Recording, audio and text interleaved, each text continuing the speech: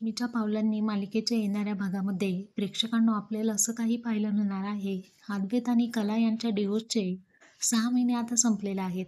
तर लवकरातल्या लवकर येत्या 2 दिवसामध्ये तुम्हाला काय असेल तो फायनल निर्णय घ्यावा लागेल, असं काउन्सिलरने यांना सांगितलेलं असतं. त्याबद्दल ते विचार करत असतात. तेव्हा अद्वैत कलाला म्हणतो की खरे मला आयुष्यभर तुझ्या हातची ब्लॅक कॉफी हवी आहे, प्यायची आहे मला. त्यावरती कलासुद्धा म्हणते मलाही तुझा हात घेऊन रात्रभर झोपायचं आहे आयुष्यभर. असं म्हणत अद्वैत त्या टेबलवरती ठेवलेले डिवोर्स पेपर आणतो आणि त्याचे तुकडे तुकडे करतो.